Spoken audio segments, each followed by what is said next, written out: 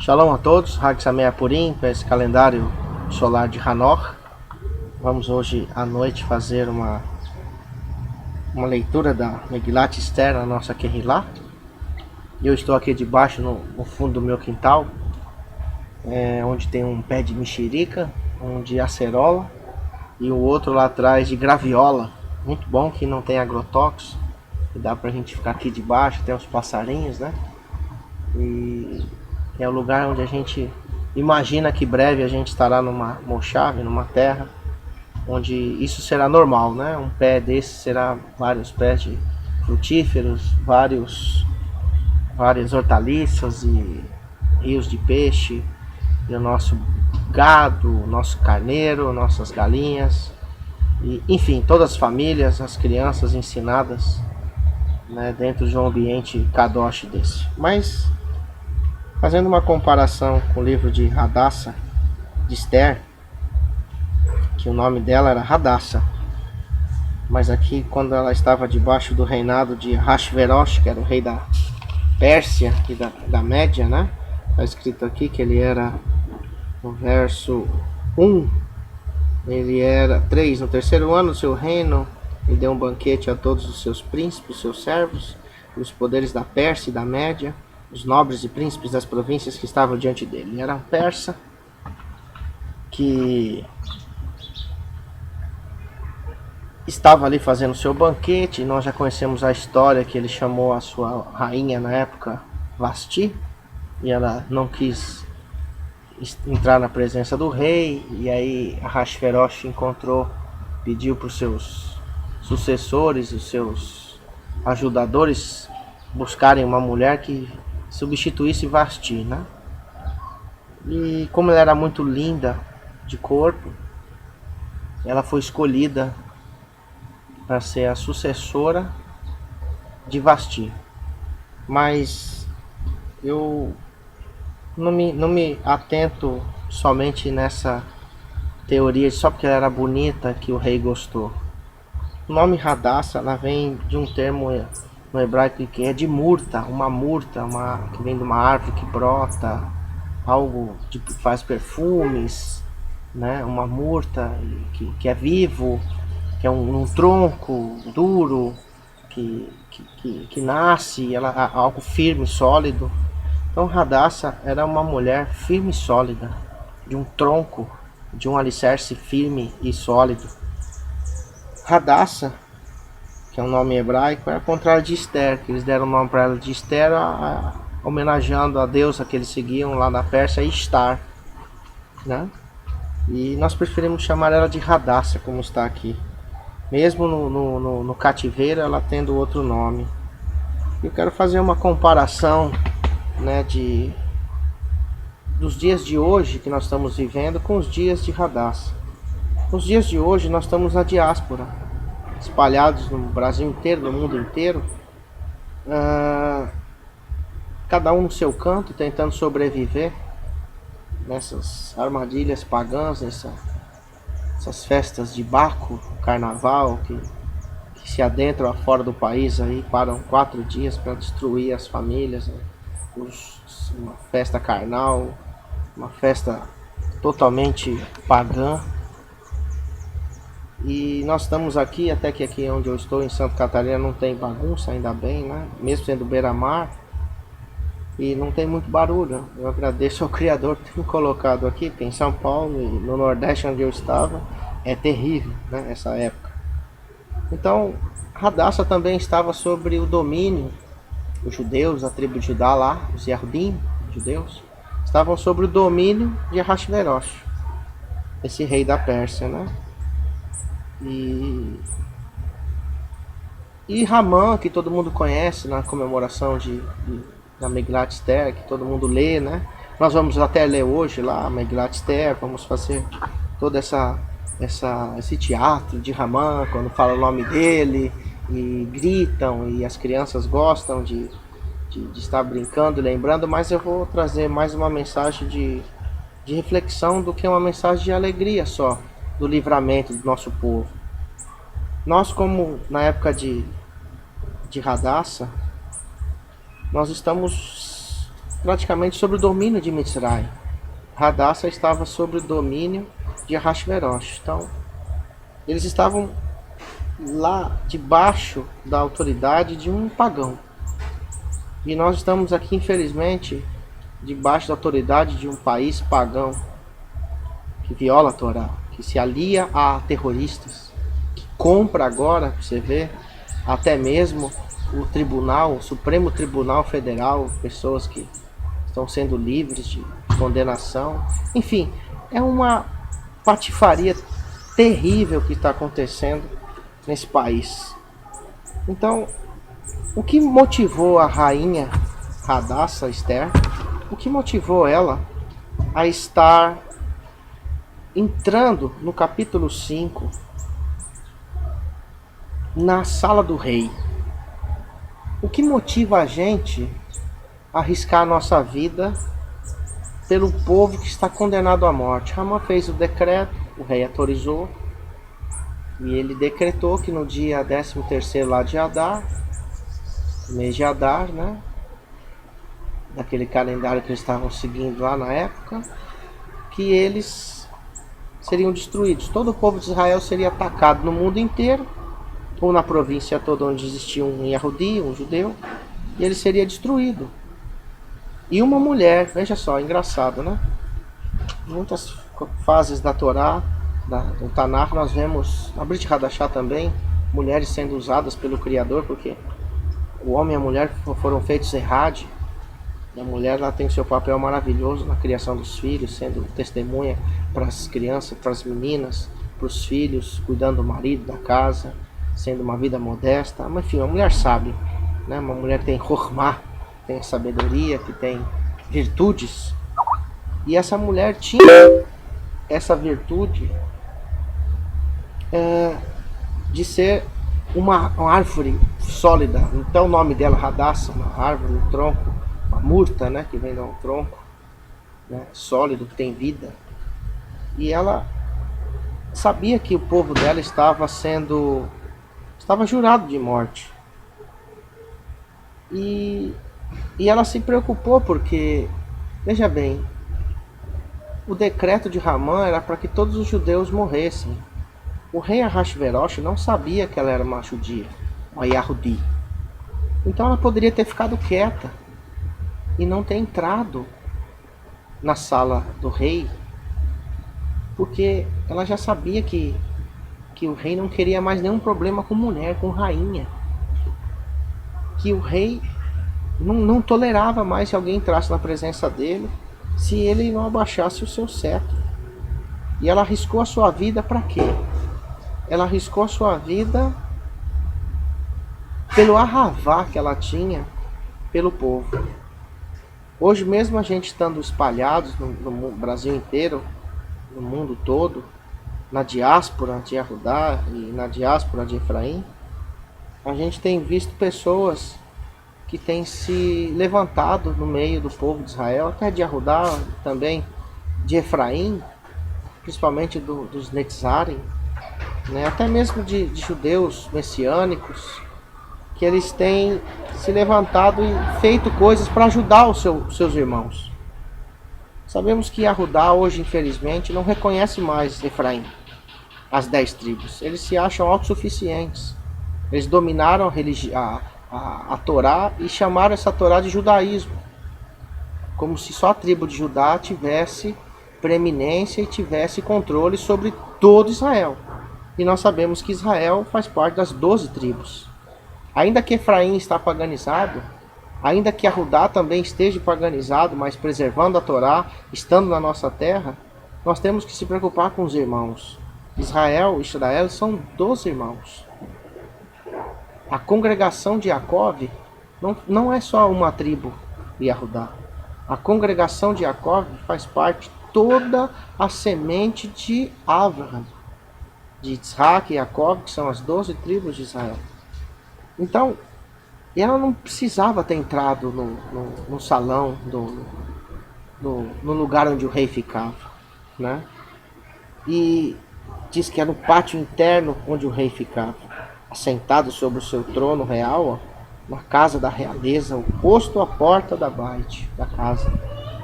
E ela entrou,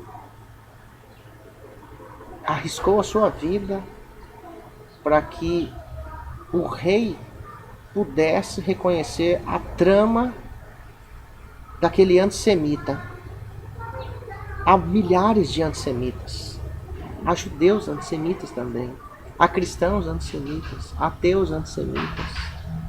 Há pessoas que estão usando a Torá e são antissemitas. Há um movimento terrível na internet desqualificando Yahudá, desqualificando Israel, a Torá, os mitzvot, os rukim, os mishpatim, porque eles têm essa herança genética ou até mesmo influências de Shedim, de demônios, de Ramã, aquele que fez o rei decretar a morte de todos os israelitas, todos da tribo de Judá que estavam ali naquela época.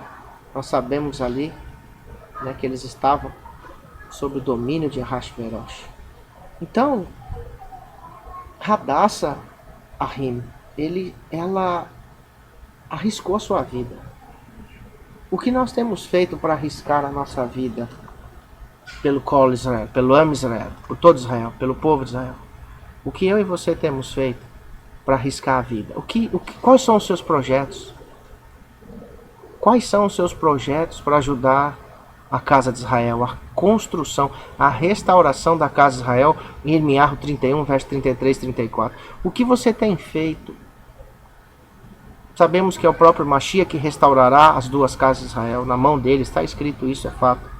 Mas em Masech Shlichim, Atos capítulo 3, 21, diz também que o Mashiach vai voltar antes, ele não volta ainda, porque ainda está precisando de restauração de todas as coisas. E o resto, no milênio, ele restaurará. Será que a gente está sentado em casa, vendo o povo sofrendo, e a gente não faz nada? Será que a gente vai ficar ali, vendo as coisas acontecerem, e não fazer nada? Será que a gente vai ter coragem de arriscar a nossa vida para ajudar o nosso povo?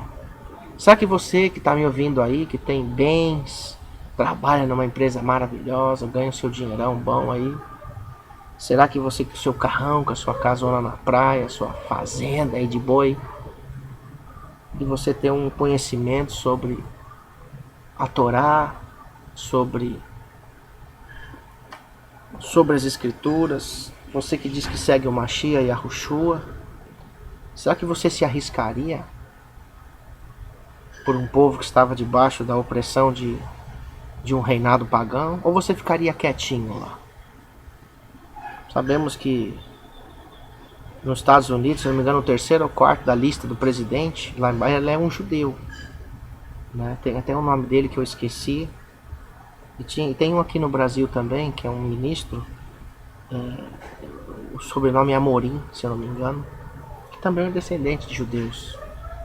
Será que ele está conivente com o que o PT tem feito com o Brasil? Será que ele está concordando com tudo isso? Será que eu, como um israelita, num lugar bom aqui, que eu poderia morrer aqui até para cuidar dos meus filhos e ganhando meu dinheirinho trabalhando, será que eu me arriscaria por um projeto maior para ajudar o meu povo? Hadassah se arriscou. Eu quero ler aqui no capítulo 5 de Hadassah, livro de Esther. Ora, veio a ocorrer que ao terceiro dia, Esther, né, que Hadassah, colocou sobre si seus trajes reais e se colocou no pátio interno da casa do rei, de frente à casa do rei, e o rei estava sentado sobre o seu kes real, seu trono real, na baite, na casa da realeza, oposto à porta da casa. E sucedeu assim, quando o rei viu Esther, a Malca, a rainha, parada no pátio, ela obteve favor à vista, e o rei estendeu para Esther o cetro de ouro que estava em sua mão. Então Esther se aproximou e tocou o ápice do cetro. Irmãos, várias coisas a gente tem aqui em lição, aqui no Midrash, aqui que a gente pode fazer, várias mensagens aqui. Quando diz que Hadassah se colocou trajes, está escrito aqui trajes reais, né? No verso colocou sobre si trajes reais, ó, na casa do rei. Nós sabemos que o traje real, quando Adão e Rava estavam no Gan Eden, eles não tinham uma roupa como eu e você está me vendo aqui. Eles andavam nus. O traje, a cobertura que eles tinham era a própria cobertura da proteção de Yah na vida deles. E diz que quando eles abriram os olhos para verem o bem e o mal, diz que o próprio Criador diz que colocou sobre ele vestes de animais, couro.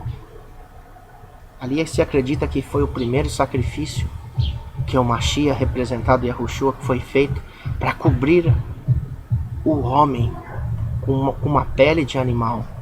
A partir daí, você até tem o direito de não crer em nada, desviar e fazer o que você quiser, mas todos os dias quando você acorda ou quando você dorme, você tem que pôr uma roupa, e essa roupa, ela simboliza uma cobertura do pecado, para a gente se cobrir, para não se envergonhar.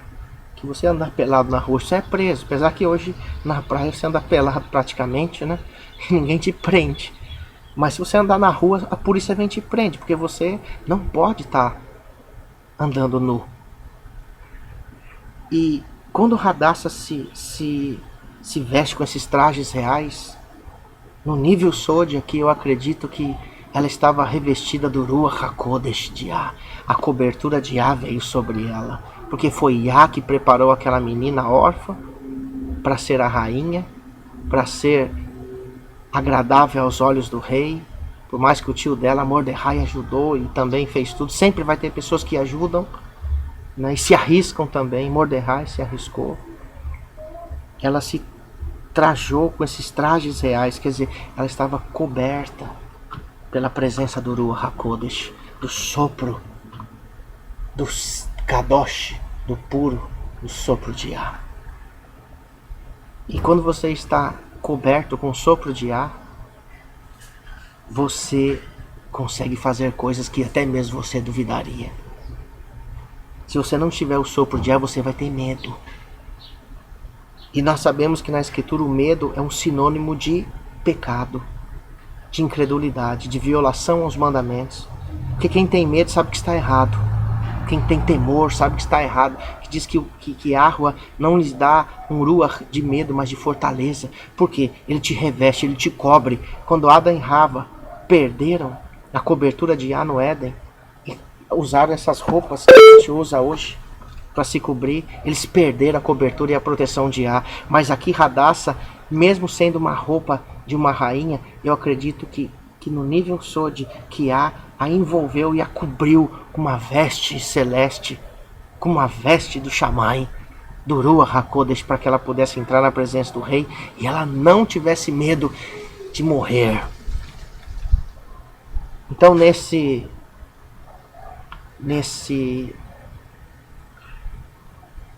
Purim, eu não quero frisar só a morte de Ramã, porque ele está condenado mesmo. Todos os Ramãs estão condenados. Continue fazendo o que você estiver fazendo, Ramã. A sua hora vai chegar. Dá uma forca para você. A todos os perseguidores, a todos os acusadores, a todos os traidores, a todos os que massacram e destroem e agem com injustiça ao povo de Israel, uma forca está aguardando você. Mas a cobertura dessas vestes de Hadassah é a cobertura do Abba Kadosh, Yahuwah Tsevaot, Bishem Yahushua HaMashiach. Foi ele que deu força e vigor para aquela irmã nossa da tribo de Judá, uma Yahudi, entrasse na presença do rei e o rei estendesse o cetro e ela não morresse. E o detalhe é que ela tinha uma sabedoria tão grande que ela pediu para fazer um encontro depois com o rei e com Ramã sozinhos. Um israelita é inteligente. Um israelita não faz baderna. Um israelita, ele maquina pelo Ruach o que ele vai fazer. E é isso que eu preciso. E é isso que você precisa que me escuta aqui. Então no livro de Hadassah, de Esther, nós vemos esse grande livramento do nosso povo que lutou e que teve a oportunidade de saber dos seus inimigos. Porque se ela não tivesse entrado lá onde o rei estava, nenhum israelita teria se preparado. Diz que ela mandou depois recado para todos eles se preparassem para a batalha e jejuassem também quando ela entrasse na sala do rei, porque estava uma conspiração contra o povo de Israel, contra os Yahuditas naquela época. Hoje há uma conspiração contra o povo de Israel. Hoje há uma conspiração contra os Binei Israel. Hoje há conspiração até mesmo de Yahudá contra os efraimitas, a conspiração de efraimitas com Yahudá, a conspiração de ateus contra religiosos, há uma conspiração maligna para destruir a raça separada e kadosh na terra. Então, meus irmãos israelitas, que nós possamos arriscar a nossa vida por um trabalho, por um plano maior. Estamos orando por cada Binei Israel, pelos nossos irmãos do Nordeste, lá do Maranhão, a Rio Uriel, a Rio Toniel e os irmãos estão fazendo um projeto maravilhoso de uma Mochave. E nós aqui também no Sul, os irmãos se preparando para ter também uma Mochave, os irmãos na Colômbia que já tem a Mochave, nos Estados Unidos, em todos os lugares, há comunidades agrícolas se formando, há irmãos se juntando, há irmãos deixando a sua vida secular, deixando os seus bens para dividir com os irmãos israelitas, para viver junto. E essa é a minha oração de hoje, que eu deixo a vocês nessa comemoração de Purim, que não está como mitzvah na Torá, mas é uma comemoração que, como Hanukkah também, tem ensinamentos do Mashiach. Quando o Mashiach se transfigurou ali diante de Moshe e Eliyahu, Moshe simbolizava, nós falamos ontem isso na Parashá, quando ele trouxe a vida, eles já estavam vivos, porque Elohim não é Elohim de mortos, mas de vivos, só trouxe eles para que os três ali, Jacob, Tiago, né, e Yohanan, João, diz que eles se transfiguraram. E depois que eles viram as vestes transfiguradas do Mashiach, representava as vestes de luz que diz que encheu todo lugar, e eles caíram com o rosto em terra, e quando eles levantaram os olhos, eles não viram ninguém mais, senão Yahushua. Não estava mais com aquelas vestes de luz, mas estavam com suas vestes normais, suas túnicas normais, sua túnica normal, né? E eu creio que um dia nós iremos nos transformar com essas vestes celestiais.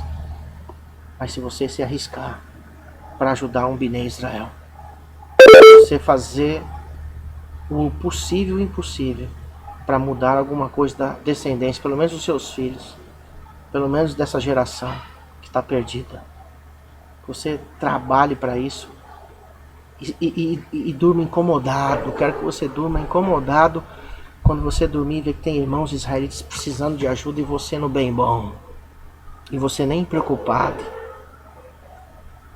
Que Arwa Bishem Yahushua HaMashiach acorde e mostre para você as lições da Torá, de Hadassah, de todo o povo de Israel, para que aquele cântico, né, Hinei Matov, Humanaim, Shevetahim, Gamiachat, seja verdadeiro. Com bom e agradável que os irmãos habitam, vivam, estejam em errade comunhão, estejam em unidade, um pelo outro, como na comunidade dos Talmidim do primeiro século, que todos tinham tudo em comum, vendiam suas propriedades e davam aos necessitados, e não havia um necessitado algum naquela congregação. E diz que Arwa Elohim acrescentava aqueles que se haviam salvar naquelas moshavim, naquelas congregações agrícolas, naquelas cidades onde eles se reuniam. Que Yahweh B'Shem Yahushua HaMoshiach possa fazer que você tenha esse Ruach que tinha Hadassah. Uma mulher que arriscou sua vida. Podia ter ficado quietinha no canto dela lá, ó, não é eu mesmo, deixa eles se quebrarem, né? Mas nós israelitas amamos os Yehudim, amamos os Bnei Israel, os Efraimitas, amamos os Gerim que querem retornar, amamos os eunucos que querem seguir a Torá e guardar o nome de Yahweh, invocar o nome de Yahweh e guardar o Shabat e as Minhagim e etc. Em nome de Yahushua HaMoshiach, eu desejo um Hag Sameach Purim a todos os irmãos e que a coragem do Ruach esteja sobre mim e sobre você. Todarabá, Shalom Aleichem, Hag Sameach Purim, se você já comemorou, você vai comemorar, seja que calendário você está seguindo, Hag Sameach Purim. Seja como um Hadassah. Arrisque sua vida com o Ruach e você salvará milhares e milhares de israelitas. Pelo menos dará chance para eles se defenderem. Ajude os seus irmãos para que eles cresçam, para que eles se defendam, para que eles possam sobreviver. Todarabá. B'Shem Yahushua HaMoshiach. Shalom, shalom.